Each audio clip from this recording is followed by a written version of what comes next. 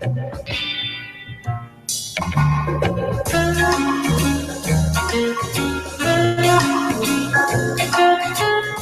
back to our classy lounge that we open from time to time. I just lit up my cigar. We're good to go. There we go. This is Two Millennials Talk, and we are your two millennials. We found him. You're barely a millennial, though, old man. Yeah, it's true. I came in on the tail end of millennialism. I don't even know what you'd call that. This sounds like a political ideology. I know. The moment I said it, I realized I was wrong there. All these children massacred in the name of millennialism. I know. It's a shame. Can't do that. I'm morally opposed to millennialism now. There is post-millennialism, though, if you go for the whole eschatology thing. And then there's premillennialism, too. Oh, boy. It's about, like, when Jesus comes back. Yeah. Okay. I mean, you are bordering close to the Adventism talk. Oh, am I actually? Yeah. Oh, sorry. No, it's fine.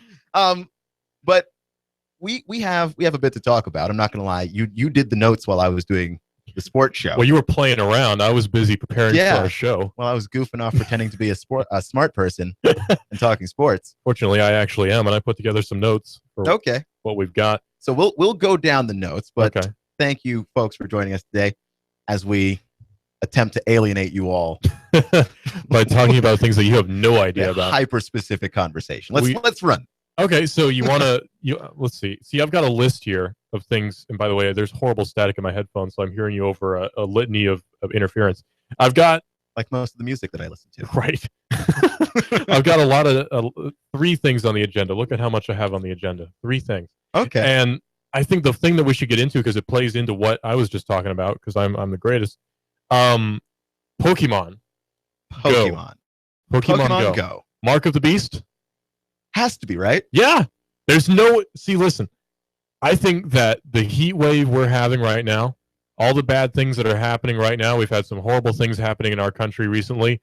Look at who's running for president on both sides, for heaven's sake. Right. All a result of our children playing Pokemon Go. Mark of the Beast, easily. Now, fortunately, you and we're not marked by the beast. Exactly. We've not played Pokemon Go. No. Well, have you played Pokemon Go? I have played Pokemon Green version this week. Oh, well, that doesn't count. That's not Go. Not at all. That's the normal version. True to the faith and playing the original Game Boy games, whereas I am pure and I've never played a single Pokemon game in my life. Well, there you go. That's not true. I played one years ago, but I've never actually finished one. So. Well, there's that. But I mean, it's like RPG stuff. You're just grinding. I never got far enough to catch a Pokemon. I got bored like that far. It's barely in the game at all. I talked to this guy named Professor Oak, and I was like, "Oh my gosh, look at all this text!" And I just gave up. Horrible game. Never would I recommend Pokemon to anyone. Terrible, awful game. I'm not going to sit here and fight that. Play Final Fantasy instead. It is the better of the RPGs. Yes. I never played it either. Well, no, I got to this part where you were talking to like this guy, and he's like, "Oh, you got to save." No. This guy comes in, and you're like a kid in a village. It was the 7th game. You're a kid in a village, and there's bad stuff happening. I just turned the game off after that. I'm not going to lie. 7 is supposed to be the one that everybody loves. Never played that one. Really? Yeah, so I have no idea. I got like 3 seconds. No, I got pretty far into 7, actually. I shouldn't lie. I liked 7. It's just I got it on Steam, and I played a little bit of it, but I don't know. RPGs just aren't my thing. Gotcha. And so, obviously, real-life RPGs definitely aren't your thing. I will say I love Pokemon Go as a spectator, though, because there have been people who have almost died, and I love that. People who have almost died as a result of Pokemon Go. When you almost die as a result of your own stupidity, there is something there that's just like, so you know, you had that one coming. Well, see, if it was someone who was like walking down the street and they got hit by someone who was playing Pokemon Go, that's not cool. But if someone is playing Pokemon Go in their car and they like drive off a bridge, that's pretty funny. You know, like that's the funnier of the two. Yes. There's an old saying that was in the front of a Gary Larson book that I read, the guy who did The Far Side that I read. It's tragedy is when I cut my finger. Comedy is when you fall down a manhole and die. And I think that is so true.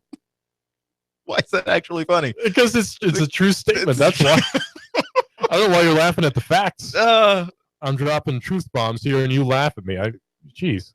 Well, I mean, you stated a fact, which was also comedic. To me, I'm not going to sit here and act like I was I was not prepared for that. Well, the cops have been putting out warnings about Pokemon Go as well. Have you seen that? Wonderful. I have not seen that. Okay, so the cops are not here yet, but WRCB3 here in Chattanooga had an article that I think they wrote or they reposted from another NBC affiliate. I don't remember. It doesn't really matter.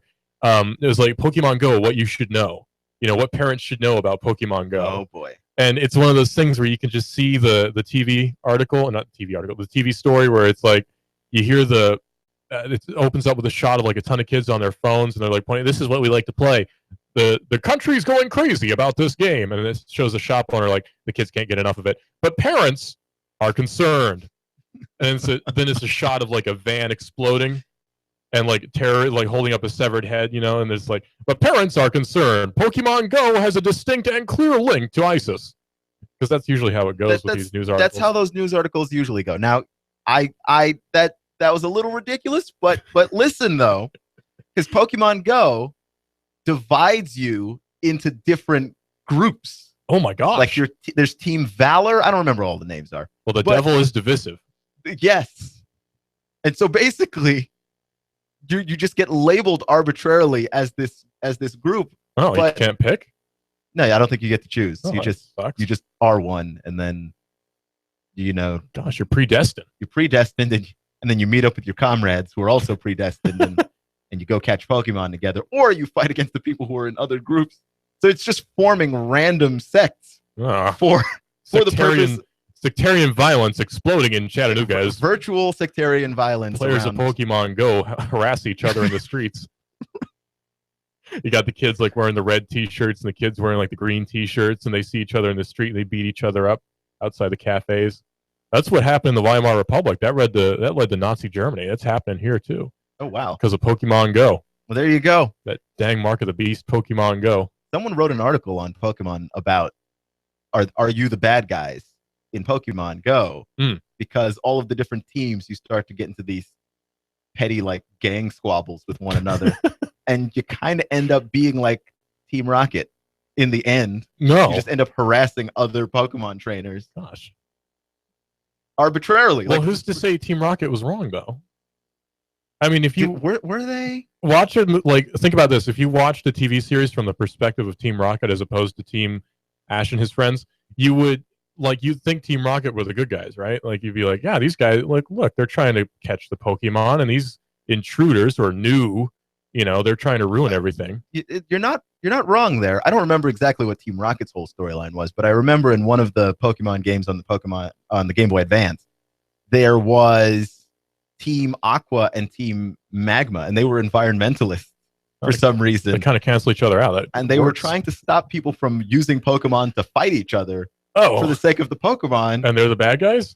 Yeah. Oh. They're the bad guys in the story. But like, if you think about it, they're not wrong. You're just having Pokemon fight each other for sport. Yeah. Gambling, really, because when you beat somebody, you get money in the game. Well, actually, that reminds me. One NFL player has spoken out about Pokemon Go. He's actually a really big fan. Michael Vick is really into Pokemon. Oh, boy. Michael Vick has had to turn some things around. He's got to protect the rights of virtual animals as well, right. Obviously, after his last debacle. Just put it this way, a judge made him talk against Pokemon Go. But no, really though, like in the Pokemon movie, like at the end they're like, yeah, fighting's bad, we shouldn't do it anymore. Like Ash has like flashbacks to like the Pokemon Wars, and he sees around him like all the Pokemon being beaten up, and it's actually pretty bad. And then they're like, actually fighting is a bad thing. What if we all just got along? Which defeats the entire purpose of Pokemon. Correct. What, like, that movie is a massive mistake, obviously, on their part, but marketing blunder. Especially since they made like 8 more movies. Did they actually? Yeah, there's a ton more Pokemon movies. I only know the like Pokemon the movie, and then like Mewtwo the movie Pokemon. Like the Mewtwo one was like the last one that people cared about, but they made a bunch more. There was like a trailer for it in Batman Sub-Zero. Remember that? I do. That was a really good movie, actually. But there was like a trailer for Pokemon in that, if I remember right. Yeah, I vaguely remember that. It was either that or the Iron Giant. I don't remember which one, but in the Pokemon Ruby, I think it was, the Team Aqua and Team Magma, they're trying to convince people to stop fighting the Pokemon, and then like in the end, you're basically like, look, the Pokemon like it. That's why you're the bad guys. And that's it. That's the only resolution you get. Like, you don't get a real resolution to it. Pokemon might not be teaching your children the best values. Well, just throwing that out there as a. I mean, I don't know. I mean, I didn't grow up on it, but kids our age grew up on it. We turned out just fine. I don't think we got wrapped up in I don't think the game was really trying to teach you anything. It just had some really misguided bad guys and possibly a misguided view of who the bad guy was. Yeah. In the scenario, I don't think the game was trying to teach you anything. Well, plus it's like the Japanese. Like, the Japanese have a very bad history with environmentalists. That's true. If you think about it, like they got those nuts in the boats trying to stop them from killing the whales. Right. So that's a very bad present with environmentalists because they're still doing that. They have not stopped. Well, where am I supposed to get my whale oil? I mean, Japan is the only place you can go. Whale oil is actually really good for your skin. I've got a vat of it in my house. I think I order about 55 gallons every month. It's great stuff. You're doing wonders for the world. I hate the world. It's that's why I do it. I don't like people. So, you know Exactly. what? We're on the same team. Yeah, well, see, the thing is, though, like I hate people, but I love my dog, you know? I don't know. Like, maybe I do like the environment. I just don't really realize it. It's the environment that's specific to you. I think that a lot of more things than we give credit for are very subjective. And, you know, I care about the environment around me. It's like, who should die? Well, that's subjective. I mean, are the whales going to all be extinct before I'm dead? Think about it. I only care if something happens during my lifetime. Exactly. That short-sightedness is why we're millennials. Yeah, actually, yeah. That's why they keep making fun of us. It's like, yeah, we could deplete all the fossil fuels. I mean, they're not going to go away before I'm dead. Of course, short-sightedness about the long-term effects of your actions is why a lot of us are here anyway. That's true. Pokemon Go. It's the mark of the beast. It is actually the mark of the beast. See, it goes further though, because, and I want to dwell too long on this, but it goes further because it's in your hand, right? The mark of the beast is in your hand. Correct. But it's also on your forehead. Now, if Samsung VR is like, hey, we got a new Pokemon Go VR headset, wear it, kids. It's hard to say at that point. Yeah, you'll see kids walking around. You know, they'll be in their virtual like GPS guided wheelchairs with their Pokemon Go VR headsets on and their phones that aren't actually doing anything because they can't see them. But their phones in their hands and they're mindlessly wheeling around. And then before you know it, they've built their own army and they're trying to kill us Christians. Misguided, of course, because they think we're Pokemon. Well, they think that's the thing. They'll be throwing these balls at us. How do you defend against that? Especially when it's your own children. Right. If my kids were throwing balls at me, I wouldn't shoot them, but I'd be angry. You know what, Jane, Tommy, I'm putting you up for adoption. Kids, this ball thing has to stop. You just sort of like, while they're wheeling towards you, throwing these balls out, you just sort of pick up their wheelchair and turn it the other direction. It goes out the door. You never see him again. Tommy, I'm sorry. This is the way it has to be. Just wheels out. Sorry it had to be this way, but not really, because that hurt. Goodbye. God, now we have to try again. So, moving on from Pokemon. There you go. There was, actually, I was going to do a bad transition, but did you see speaking of fighting, the guy that got his skull caved in? Yes. Did you watch the video of that? Well, I made you watch the video. You did make me watch the video. I hadn't seen it before, but yeah, no. That you down. That was a horrible video. So, give some background on what happened.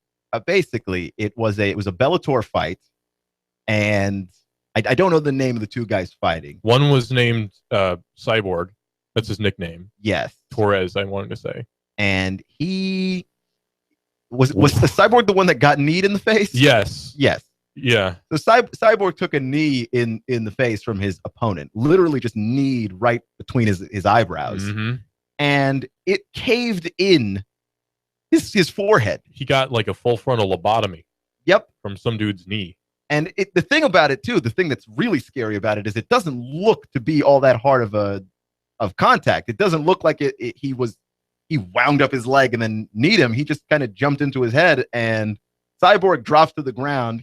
Something is clearly wrong. But of course, the guy who kneed him is like us. He doesn't realize how bad the knee is. Yeah. So he continues with his post-fight celebration, which His trunks were red and white. He was sponsored by Pokemon Go. Wait, I didn't know that. He was actually sponsored by Yes, Pokemon he was Go? sponsored by Pokemon Go. Further showing my theory. Yes, he was sponsored by Pokemon Go. So he puts on the Ash Ketchum hat and gets a Pokeball, which he then rolls at Cyborg, who's on the ground in pain, but he doesn't know to the extent. And then he does a little Pokemon pose. Does the peace sign with his hand on his hip. And his basically, it went something like this, which is not great radio, but the point of the matter is... he did something like this. Anyway. Did you hear it? Did you hear what I showed you physically? He did this. Through your speakers? That's what he did. And you're just looking at it, and when he stands up, when Cyborg stands up, you see that his head is it's pointing inward, which is not the direction that foreheads commonly. Head's pointing the other way. Yeah. And I don't know what to say except that that's haunting, and I will never be able to unsee that. Well, Yahoo Sports, first and only time I've been on Yahoo Sports. Yahoo Sports did it, and we're actually, I should promote ourselves. We run Yahoo Sports every weekend here on Hot News Talk Radio, so be sure to tune in on the weekends so you can hear Yahoo Sports right here, so I can actually talk about Yahoo Sports by name. Yahoo Sports had a really interesting column by this guy, and I wish I could remember his name. I had it on my phone, but it crashed. Saying that the sickening sound of Cyborg's head being caved in is something that will haunt me forever. And he posts the video on Twitter, from Twitter. He's ringside. And he talks about how bad, MMA fighting sounds, because you don't really think about that, especially like me. My background is martial arts in the traditional, I do Shinsei Hapkido and Shotokan, so we're wearing pads all the time. So you don't hear the flesh-on-flesh contact. Mm-hmm. But with MMA, you do. With my style of fighting, it sounds like you're punching pillows, basically. Gotcha. It hurts, but it's not. You don't feel like you're killing anyone. And I have boxed before. Okay. So obviously, the gloves prevent you from hearing the sound of your hand on another person's body. And you're not allowed to use your knees in boxing either. No. But man, the video, it sounds like a baseball bat against a baseball. It's just like sound. Yeah. There's horrible cracking. And again, I don't blame the other guy for kneeing him in the head. It's MMA. It's what happens. And I mean, I've watched enough MMA fights to know that kind of knee to the head happens commonly without caving in someone's forehead. All the dang time. It's just the stars aligned. Yeah, and it's just fluky enough. And the power of that satanic Pokemon Go went into his knee and into the other guy's forehead. And that's not the way that he wanted that on his forehead. Oh my gosh. The mark's on his forehead now. I mean, hopefully that you can get that undone. Pokemon Go marked his forehead. Think about that. I mean, you can think about it like that. Maybe he's like patient zero for the mark of the beast. And then he's going to obviously dress up as though sponsored by Pokemon Go and knee the next person in the head. It's just going to literally spread. It'll be this exponential curve of people like kneeing each other in the head. So if you see someone dressed up as Ash Ketchum, I mean, not on purpose. If you see someone dressed up as Ash Ketchum, run, because your mark is coming. Under normal, like I go to Books a Million sometimes, and you see those guys, I just walk right out. I'm going to Barnes and Noble, guys. I'll see you later. Yeah. What show was it? It's like this French cartoon. It's called the Incredible Tintin, this Ladybug or something like that. Oh, was it dubbed in English? Yes. Yeah, I know who you're talking about. It's very well animated and everything. I went to the mall one time in Atlanta, and there were two girls dressed up as the main characters of that cartoon, but they were like fully adult girls. Grown people. You said girls. I say girls. They were not little girls. They were grown people. These are adult girls. They looked at least college age. Oh gosh. And I was like, why are you dressed like this? This is not a convention. This was just the mall on a Wednesday. A mall in Atlanta? Yeah. Oh. Okay. Yeah, it's just the mall. And this is not like I hadn't heard of it until you mentioned it the first time. Yeah, I told you about this a few weeks back. But yeah. I hadn't heard of it before then. I looked it up. I was like, that's kind of cute, but I wouldn't dress up as that. No. And I was there with my girlfriend, and we wanted to run, but we couldn't really because that just looks weird in the mall. Like, and also, wouldn't they know we were running from them because they're the only people dressed that strangely in the mall? Well, especially if you look at them and go, what are those horrible costumes? And then you run away. That might be a bit of a tip-off. That might be a little bit of a tip-off. My gosh, those girls are terrifying. You sprint away. I didn't want to hurt anybody's feelings, really, but I would. Just horrible cosplay. If you're cosplayed like that, you deserve anything you get, short of physical violence. And not in a place that's socially acceptable for that, like some kind of Comic-Con or anime convention. You were just there. Again, Books A Million. Everyone dresses up at Books A Million. But why? And can you stop doing it? Stop it. What is it with it's like a rule. If there are 10 or more manga books in a particular store, there will be kids dressed up like Cloud from Final Fantasy. Look, I like manga. Sure, I have a manga reader on my phone. I actually don't have very many games. I read manga in my spare time. And I managed to not dress up as any of the people I read about. Can't you just read it? Consciously. I was going to say, you look a lot like the guy from Akira today. Well, but he's cool, though. Exception. You need the motorcycle, though, to fit the look. I need one of those cafe racers. Yes. You're so cool. Absolutely cool. It's necessary. Coming up on Two Millennials Talk. I was going to tell you a bold-faced lie about something we're going to talk about, but what are we actually going to be talking about? A happenstance in the state of Israel. Okay. Things get a little pointed in Israel. Conflict got heated over there. Two Millennials Talk next. I'm blowing everything up. We're starting over. I'm doing a new show. I want guys who push it to the middle of the table and go over the top. Take a risk, fail miserably. I'm right, and I'm not wrong, and I'll never back down. Conflict works. Allow it. It's The Herd with Colin Cowherd. Right here and everywhere. Noon Eastern. You give us 12 minutes and 40 seconds, we'll give you Chattanooga and the world. News Talk 1240.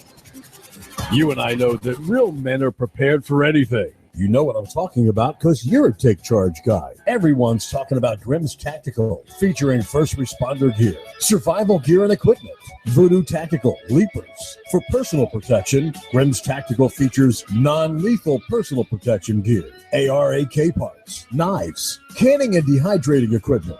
If you hike and camp, Grimm's Tactical has got what you're looking for, bags and packs. And for your side piece, concealed carry holsters for men and women. Plus, Grimm's Tactical carries a wide variety of freeze-dried food. Wise Mountain House, Backpacker's Pantry, Grimm's Tactical, where law enforcement shops, Safari Lane, Blackhawk, 511. First responder gear at Grimm's Tactical. Grimm's Tactical, 8115 East Brainerd Road, in the shopping center next to the Walmart Marketplace. Look for the Mighty Mini U-Haul office. Grimm's Tactical is right next door. Grimm's Tactical, 8115 East Brainerd Road. Finding just the right place to live can be a daunting task. Stop your search. In Chattanooga, the place to live is Cross Creek Villas for under $1,000 and available for immediate move-in. You can enjoy this 2-bedroom split layout, over 1,000 square feet, 9-foot ceilings, an extra-large patio or balcony. And don't forget to ask about their preferred employer program. Cross Creek Villas is a gated community, offering a 24-hour fitness facility, a beautiful pool and hot tub, and Cross Creek Villas is pet-friendly. Stroll the pet park with your best friend and enjoy the free use of their business center and clubhouse. Plus, if you mention you heard this on the radio, your application fee is free. Cross Creek Villas, close to downtown off of Highway 58. Go to crosscreekchattanooga.com. That's crosscreekchattanooga.com or call 894-0446. That's 894-0446. Redefine the way you live at Cross Creek Villas. Go to crosscreekchattanooga.com or call 894-0446. Cross Creek Villas. Any spotty showers and storms will diminish through the nighttime. Muggy overnight, lows 72 to 75.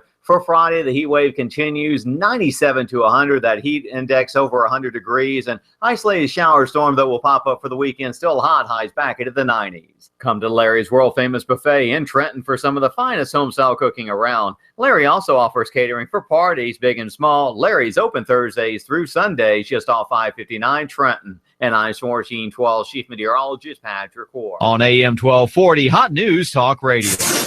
You give us 12 minutes and 40 seconds, we'll give you Chattanooga and the world. News Talk 1240. Hot 1240 Hot News Talk Radio with your Hot News Now update. The Cascades Motel was robbed on Wednesday. The police gave chase to the suspect who went through the Bachman Tunnel on Ringgold Road, crashed when he reached the end of it, crashing into another vehicle. The driver got out and fled on foot, leaving behind a handgun and money in the wrecked vehicle. Police have multiple leads, but the suspect is still on the loose somewhere in Hamilton County. A cement truck overturned this morning on Bonnie Oaks Drive, causing a massive buildup in traffic. Officials say the driver was trapped inside. He was taken out and taken to the hospital. He's expected to be okay. Drivers were urged to find an alternate route, but that's been cleared up by now. 2 individuals stole $60 in cash from a Walmart in Dalton. But there's no manhunt because the suspect has offered to return the money. He's made arrangements with police officers with the Dalton police. If it's going on in the Tennessee Valley, it's going on Hot 1240 Hot News Talk Radio. Make sure you like us on Facebook and check us out streaming live on the TuneIn Radio app on your smartphone. That's TuneIn Radio on your smartphone. Hot News Talk 1240.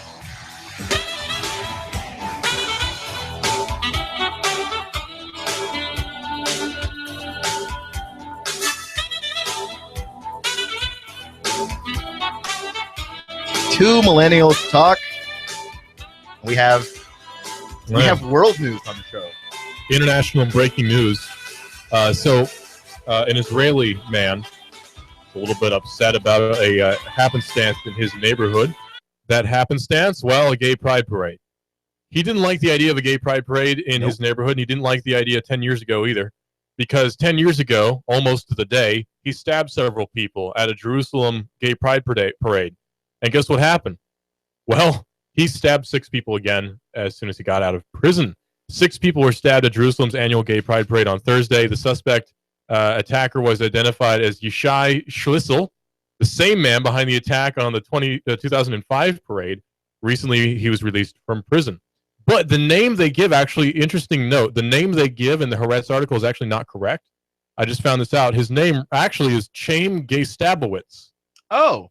Chaim Geistabowitz is actually the guy's name, not Yishai Schlissel, which is a ridiculous name. No one's named Yishai Schlissel. Gotcha. Geistabowitz also seems to be highly specific. It's my cousin's name, actually, Geistabowitz. Oh, is it? He's Jewish. I'm not, but his name is Geistabowitz. Yeah. Does he know that his name accurately describes a hate crime? I don't think he cares. No one's ever brought that up to him before? No one's. My family's a little bit weird. We would condone whatever he would do, probably. Probably, but it's never stopped him from gaining employment or... No, actually, he works at a club. Interesting. Down south. Down south. Different state. Different state. You wouldn't say a line south of Georgia, would you? Yeah, actually, he works at this club. Yeah. Fascinating. So the police confirmed that the suspected stabber is Geistabowitz, a Haredi man from Modi'in Ilit, who stabbed 3 participants in the 2005 Gay Pride March. He was recently released from prison after serving a 10-year sentence. You know, you say what you will about religious fanatics. At least they stick to their guns, or their knives in this case. Very, very right. And by the way, if you're one of those people that thinks that guns are all the problems in the world, obviously you're wrong. You're wrong, because a man very, very persistently went knife. Very, very persistently. Well, Israel has very, very strict gun control laws, actually. So obviously he had to find something else to harm the gays with. And given his name, you know. I mean, his name is Geistabowitz and predestination. I don't think they believe in predestination, actually. He's a Haredi man. I'm not sure what sect of the Jewish faith that is. He's now been sentenced for 12 years in prison, actually. So we're not going to be talking about Mr. Geistabowitz until 12 years from now, roughly. In which case I'll be 23. Sorry, 33. Yeah, I was like, wait, how does time work for you? Very young man. I'm 33. You're going to move up, and then you're going to Benjamin Button your way on backwards, is how I presume you would stay 23. It's a controlled Benjamin Button. I can only do it when I want to. Because if you had discovered the fountain of youth and had not told me, as I further and further reach the line of 30, as I do not want to, and I'm screaming no, as my body reminds me that I'm getting older. I knocked knees with somebody playing basketball last Sunday. Yeah. And where previously I would have walked off such an injury, I laid in bed for the rest of the day in excruciating agony. So if you had somehow in 10 years only aged 3 years, I would be incredibly upset with you for not sharing. 2 years. I'm 21. 2 years. Why did I made you younger. I don't know why. Thank you. I have no idea why. Here's the deal. When you turn 31, I'll let you in on a little secret, which is my secret of youth staying the way I am. Okay. So when you're 31, you'll get to stay 31 as long as you want. Good. I'm okay with that. But only then. The Jerusalem District Police Chief Moshe Edrei said police didn't have concrete intelligence that Schlissel was in the area of the parade And I guess they knew that he was highly likely to stab some gay folks, but they didn't know where he was. We were prepared for every scenario, he says, but our perimeter was breached. This is a severe, hard incident, which required us to investigate to find out what fault caused this breach. He said, this is not very good English. Prime Minister Benjamin Netanyahu said the stabbing was a very serious event and promised that the state will bring the full weight of the law against the suspects. Okay, he said they were prepared for every scenario. Clearly not. Obviously not someone who had just been released from prison for stabbing gay people. Had managed to basically do it a second time. He It's had a like repeat performance 10 years to the day. It's like the Joker gets out of Arkham. They're like, who's causing this crime spree? It seems to fit the description of the guy that we put in Arkham 6 months ago. Who could it be? Oh, This shape-shifting man, right after Clayface gets out of Arkham Asylum. This shape-shifting person. Who could it be? this person with green hair and a white face keeps causing all of this mayhem. We don't know who it is. Who could it be? We prepared for every eventuality, and still somehow mayhem is being caused in Gotham City. This darn individual. Gas pours into the vents. Who could it be? We don't know. Ho, ho, ho. So, Obviously, the Iron Dome does not protect against people who commit hate crimes. I just want to say some more of these names. Benzi Gopstein, chairman of the right-wing group La Hava, said that while activists from his organization staged a protest against the abomination parade, as he called it, they opposed the stabbing of Jews.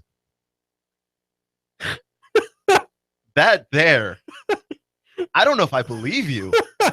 You can't call it an abomination parade and then say that you oppose the stabbing of the people in said parade. Well, what if the people they stabbed weren't Jewish? It's okay then. Yeah, right?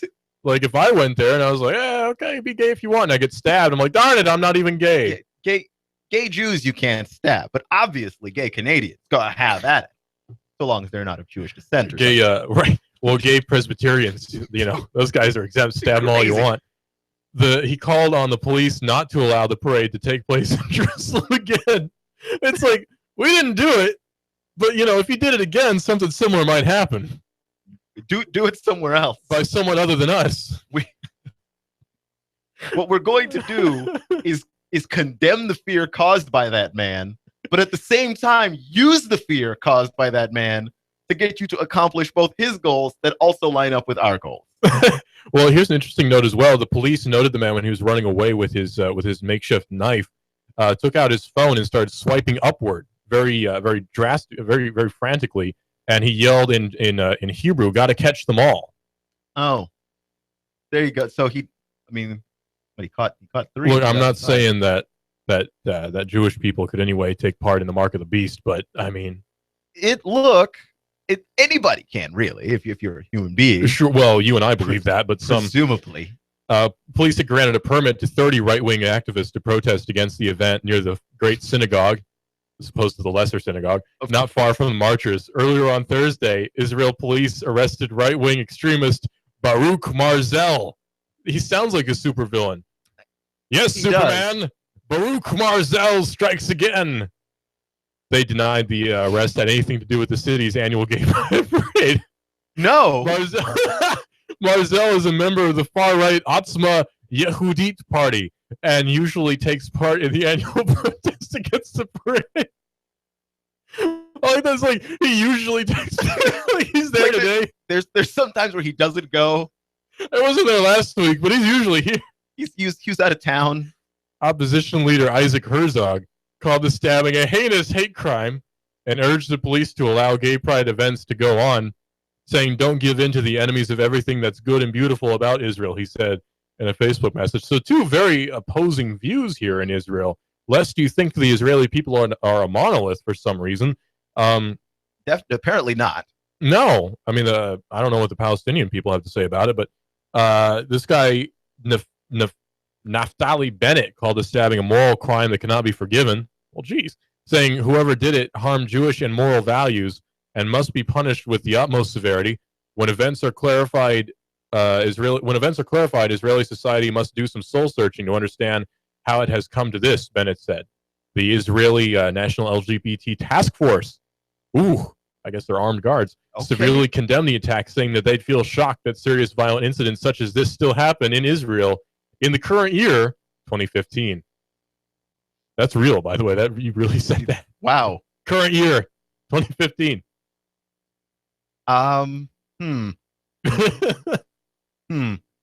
So Mr. Gay-Stabowitz obviously is behind bars now. Yeah.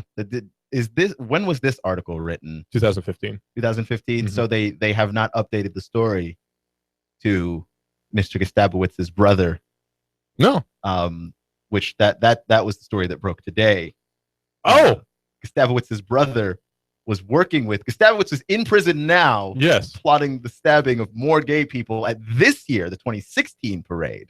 Oh, well, I missed that. And Gestabowitz's brother has been arrested today because, well, I mean, he was in on the plan to stab more. So Gestapowitz didn't stop at just stabbing a few gay people. No. Instead, he had to plot the stabbing of more gay people through the proxy of his brother, Mr. Gestapowitz. Exactly. He couldn't wait till you were 33 for it to happen.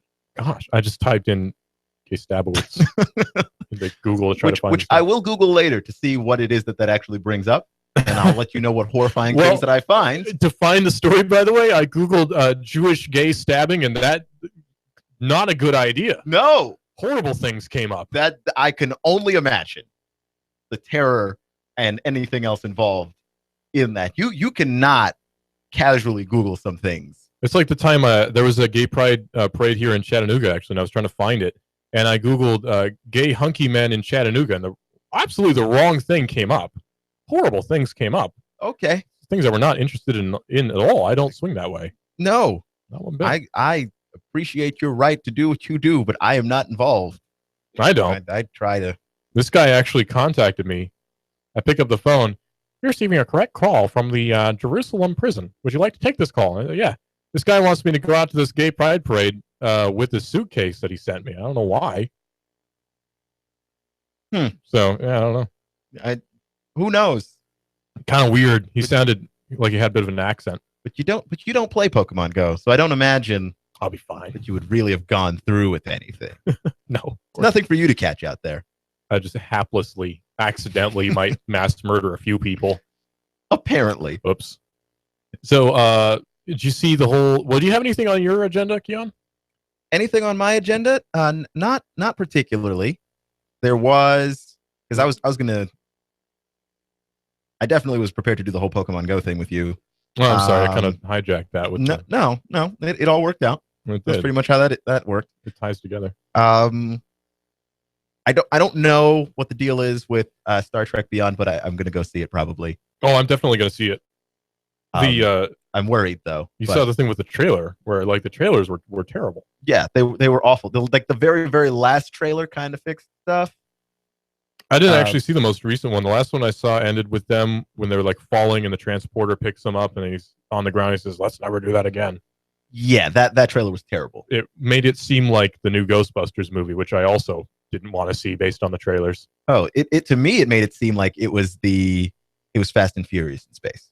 Well, it's directed by the same guy, Justin Lin. Yeah, Justin Lin. Which I don't have a problem with that, but it's just I hope that Simon Pegg and his influence on the script did something to that movie.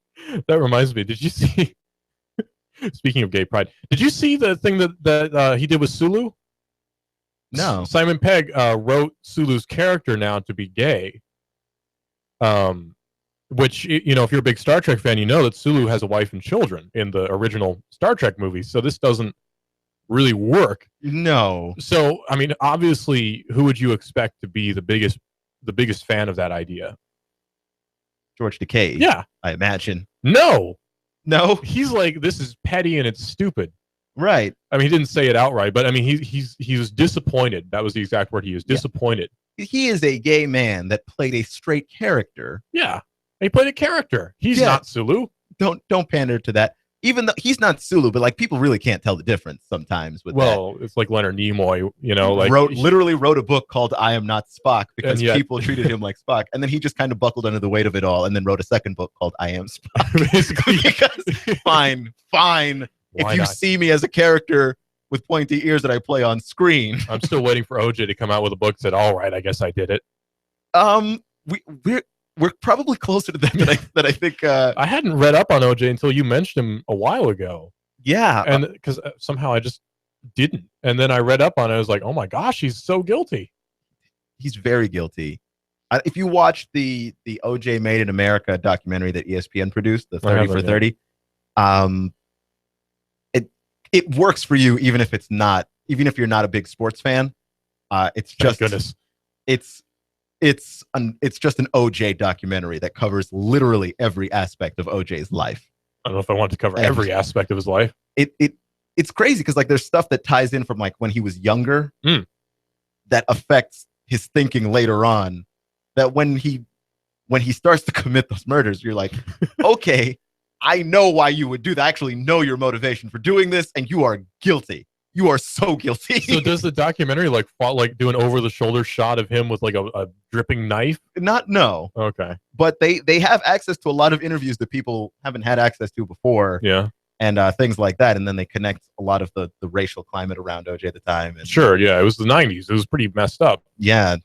And so OJ being set free was kind of like a retaliation for the Rodney King beating. Sure.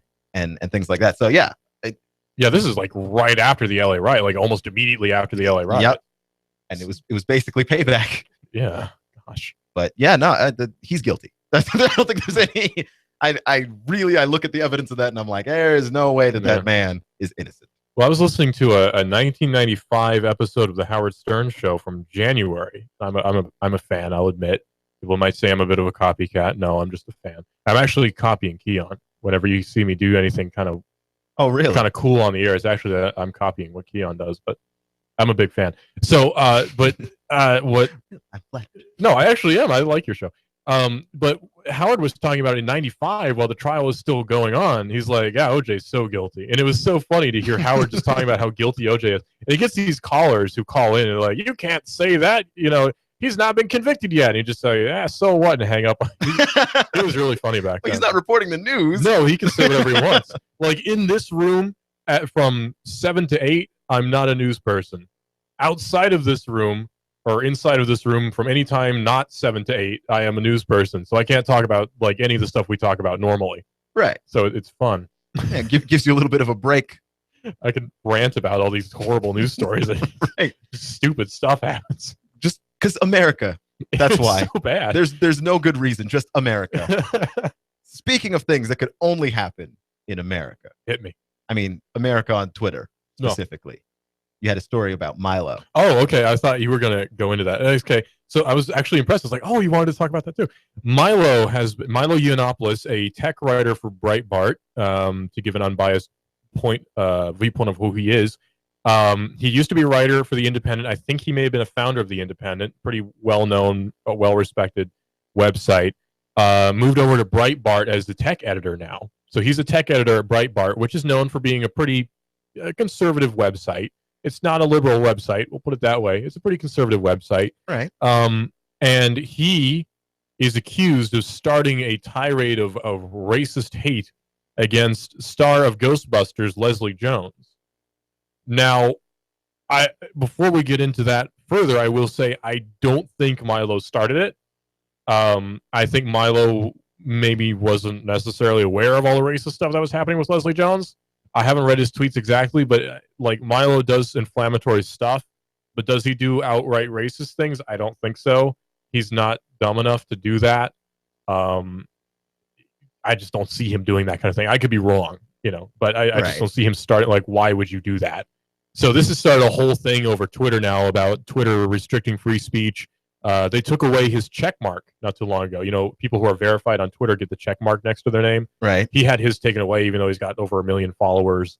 So it's a little bit like maybe Twitter's doing something. It's a little late because the check mark is to separate you from like 100 of other people who could use your name. Right. Yeah. So now that he's got over 1 million followers, like you can't lose track of which Milo is the actual Milo Yiannopoulos that you're looking for. There's only the one that you really know. There's only one at Nero on Twitter, and that is his handle, by the way, at Nero on Twitter. Very cool. Very cool. I wish I was at Nero. Darn it. I'm stuck with radio_Russell on Twitter, by the way, so you can follow me there. I had a blog called the Sports Cloud. Yeah. So I'm Sports Cloud. You are Sports Cloud on Twitter. Make sure you follow both of us on Twitter. Like us on Facebook too, by the way. Hot News Talk Radio. AM 1240 on Facebook, where Keanu and I both post things on Twitter. He post sports stuff. Don't read his stuff. But I post cool things like Pokemon being the mark of the beast. So you should read my Facebook post. There you go. So you can further understand that terror that's taking over America. The thing with Leslie Jones, though, is I don't think, and she's, by the way, the star of the new Ghostbusters movie. I haven't seen it yet. I'm not particularly interested. It just didn't look like a movie that would work for me. Same here. It's not targeted at us. Frankly. I don't think so, I guess. Who is it targeted at, would you say?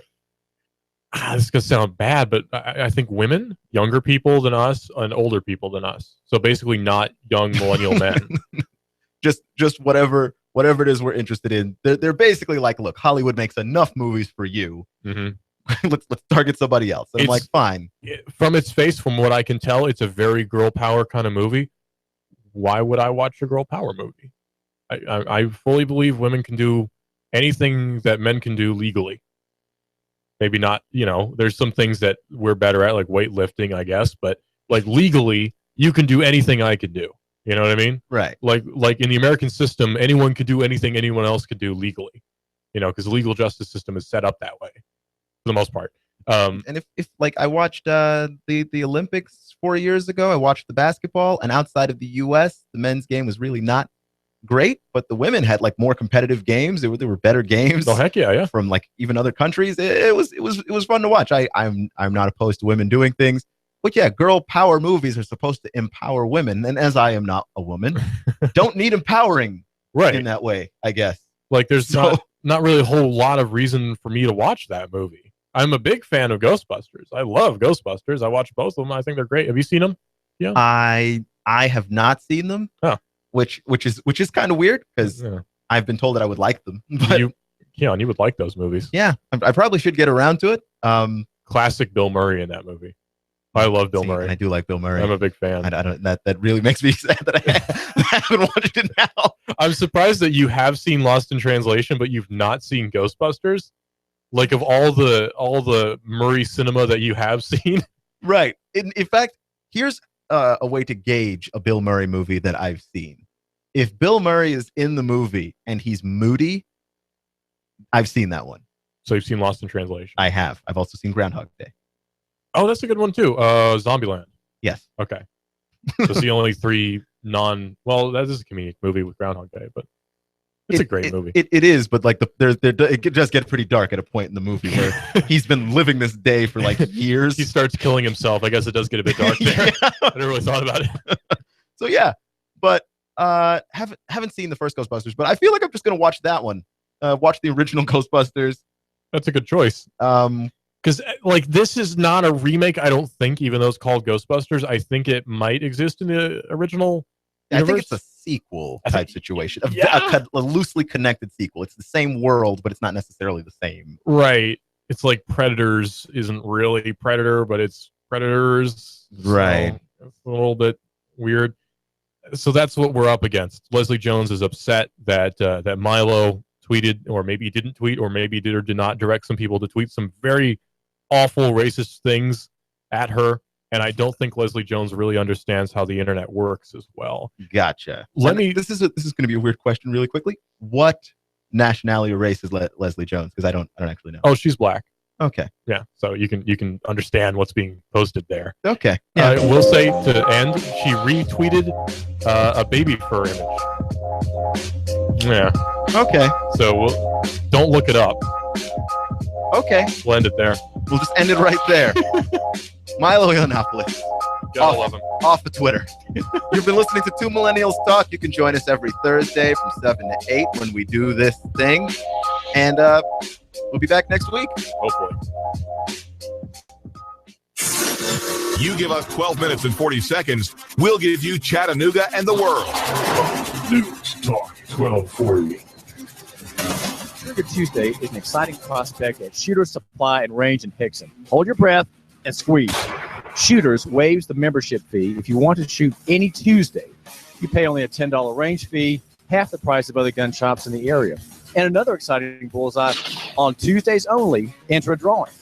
It's for a free $50 gift certificate. Spend the gift card on ammo toward a nifty $380 for your sweetheart, or the